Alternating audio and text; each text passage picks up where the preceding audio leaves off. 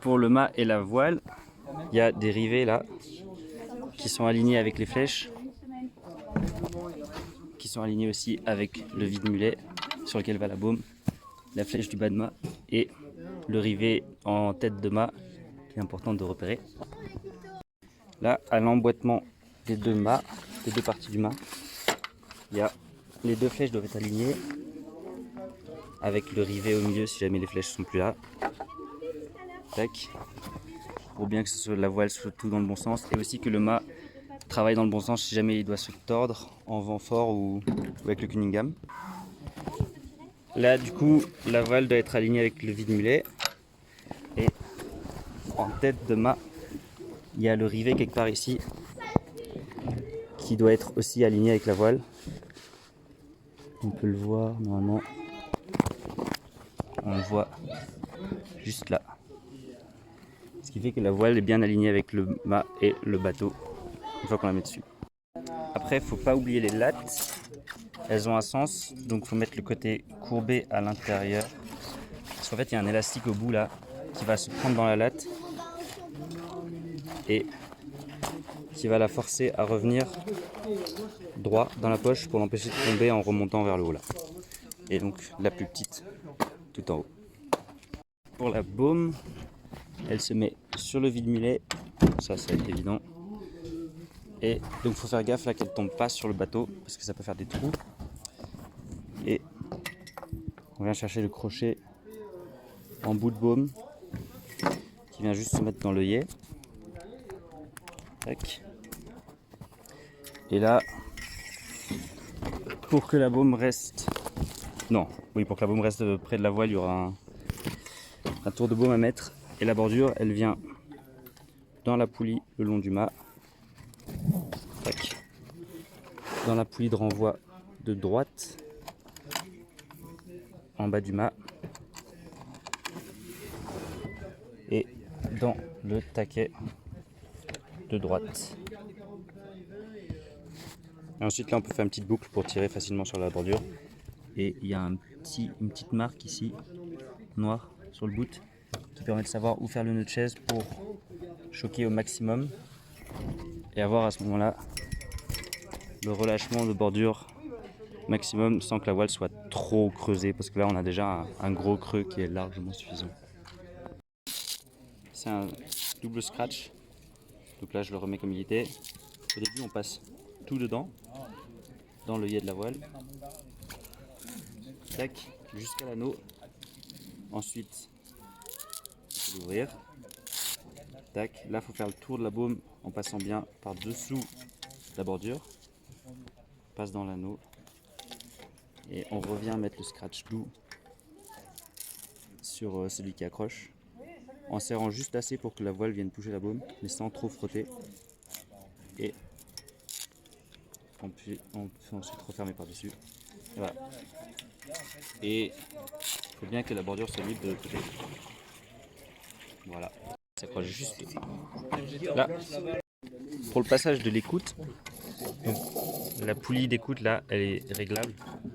Quand on met le petit levier vers le bas, ça cliquette. Donc il faut bien faire gaffe que quand on tire sur l'écoute, ça cliquette et que ça bloque dans l'autre sens. Quand on met vers le haut, c'est en libre. C'est plus pratique, je trouve. Tac. On passe là. On appuie juste dessus. Dans la sangle du milieu là.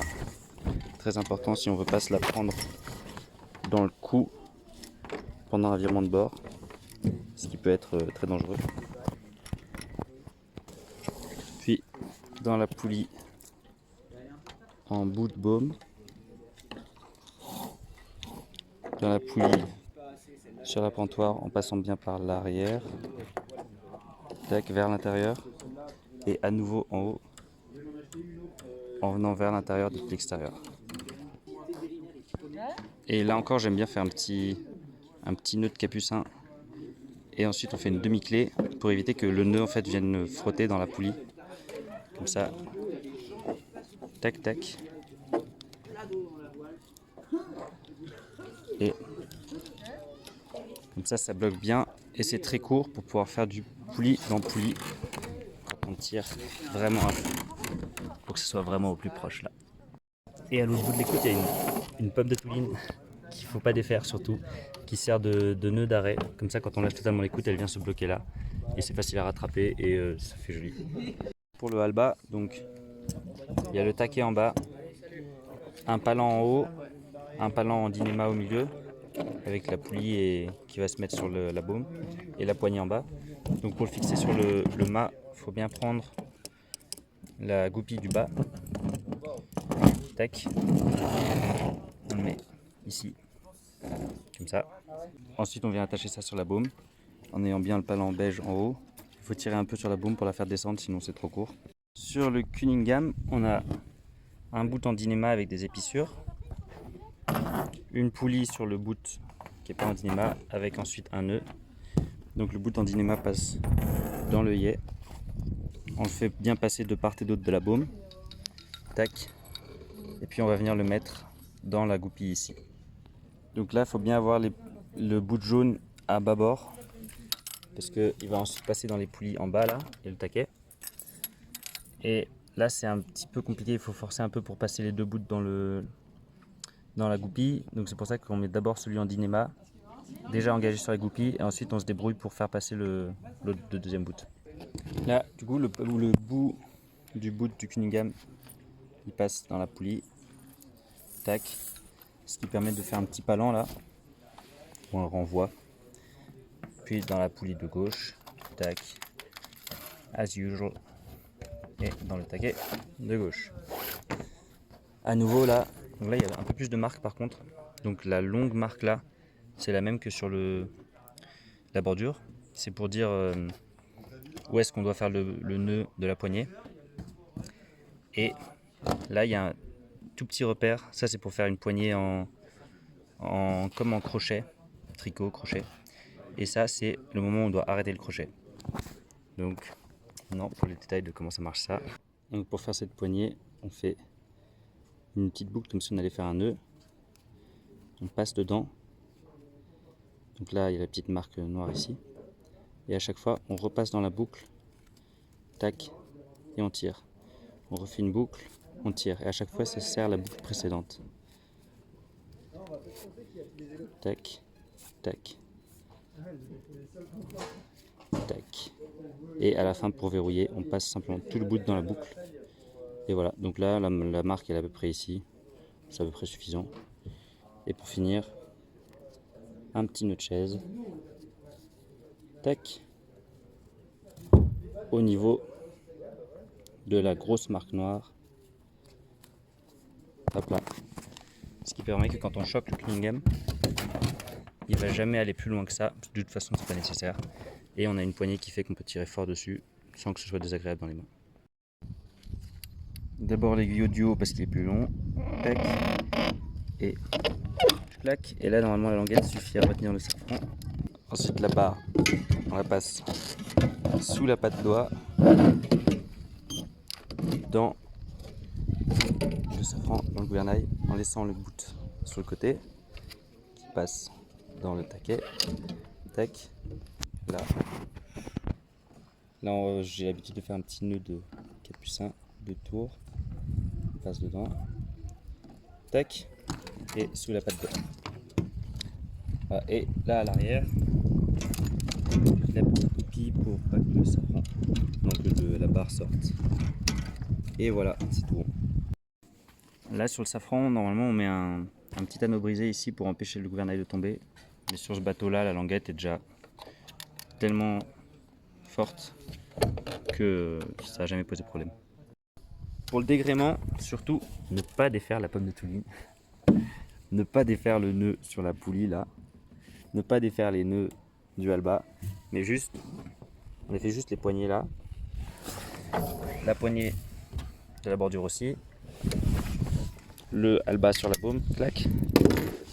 Et les petites goupilles qui sont le long du mât. Donc celle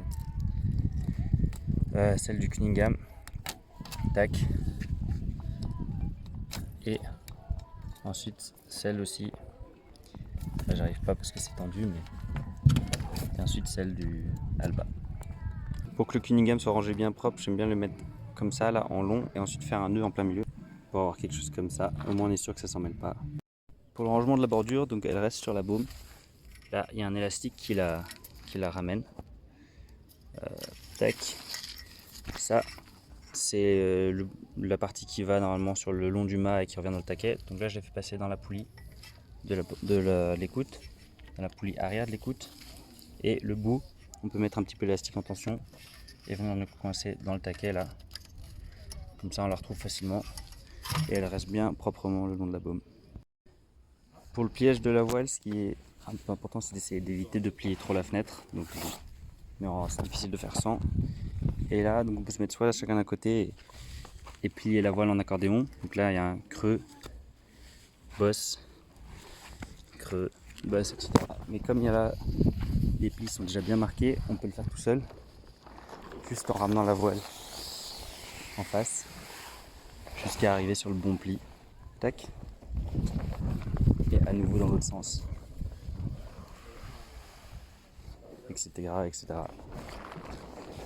Mais pour ça, il faut bien partir dans le bon sens en ayant le fourreau de mât à droite avec la fenêtre et le guindant à gauche. Tac, tac, tac. Ça peut être compliqué aussi quand il y a beaucoup de vent, mais en général ça se fait assez bien. Dernier pli, on ramène ça par-dessus. Hop. Et là, on peut rouler depuis le côté où il y avait les lattes, qu'on a bien sûr enlevé. Du coup là on se retrouve avec un gros pli sur la fenêtre, mais comme c'est un pli très très large, parce qu'il y a toute l'épaisseur de la voile à l'intérieur, c'est pas trop grave. Et normalement on a un truc assez fin pour que ça rentre dans le sac.